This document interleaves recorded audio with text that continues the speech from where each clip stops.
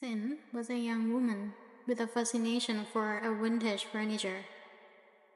One afternoon, while wandering through a small antique shop hidden in the alleyways of Bangkok, she stumbled upon a beautiful ornate mirror. The frame was made of polished dark wood, intricately carved with delicate pattern of flowers and some kind of vines. Worn and mysterious, Sin felt drawn to it, mesmerized by the way it seems to reflect her face in a strange, almost surreal way. The shopkeeper noticed her interest and offered to sell it at a low price, which struck her as odd. Sin didn't hesitate to purchase it. It feels like she has discovered a rare treasure.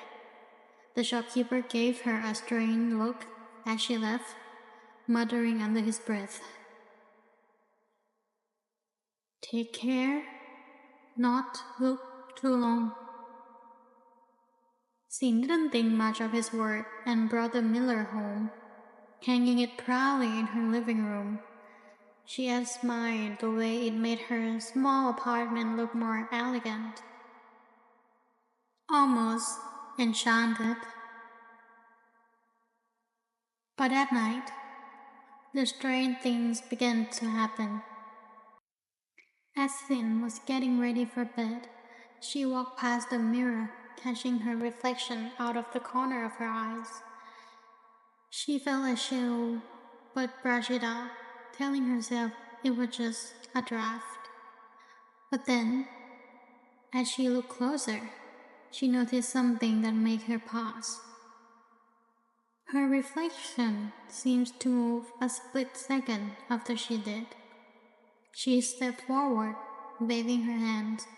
Her reflection followed, but just slightly delayed. Unsettled, she turned away, but the feeling of being watched lingered, prickling in the back of her neck. She convinced herself it was just her imagination and went to bed, trying to shake off the unease. The next night, as she passed the mirror, she noticed something strange. Her reflection was smiling. A small, eerie smile that didn't match her expression. Her heart pounded as she stood back, watching closely. Her reflection smile widened slowly, stretching until it looked like a twisted, unnatural grin. Shaken, she turned away, trying to ignore it. But the next morning, she avoided the mirror altogether, not wanting to see whatever was lurking within it. She couldn't stop thinking about it. The strange delay movements, the haunting grin. Later, while researching antique mirrors, she found stories of mirror spirits, entities that lurk within mirrors, sometimes copying people's faces or trapping them in strange, twisted reflections. The spirits were said to be restless souls, cursed to watch from within the glass, always longing to switch places with someone outside. That night, Sin decided to cover the mirror with cloth before going to bed. But at midnight, she woke to the sound of faint scratching noise.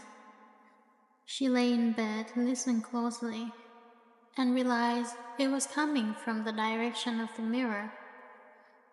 Curiosity and dread compelled her to get up and investigate. She hesitated before lifting the cloth, her hands trembling. As she peeked into the mirror, she gasped.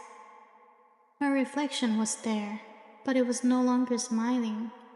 Instead, it had a look of pure rage, with eyes cold and unblinking, staring directly at her.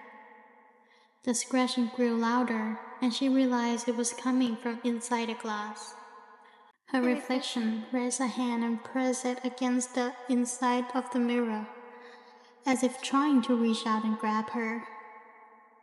Panic, Sin dropped the cloth back over the mirror and stumbled back, breathing heavily.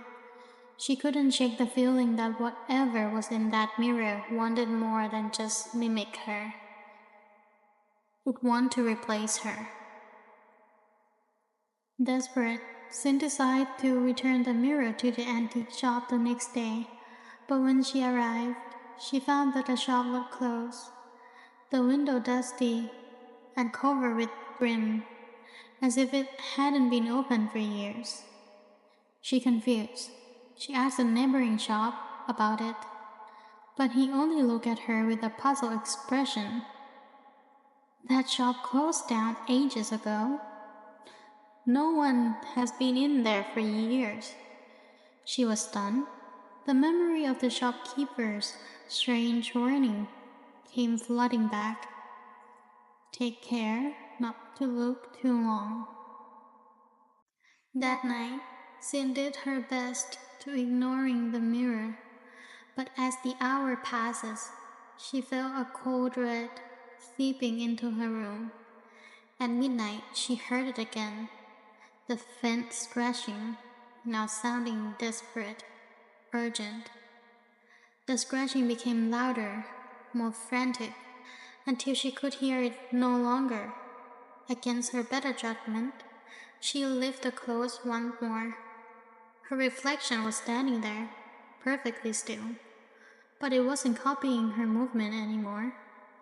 It stood with its head tilted, watching her with a wicked grin. Before she could react, her reflection moved, raising hand to wave, slowly and mockingly, and then it whispered, barely audible but unmistakable, "Come closer."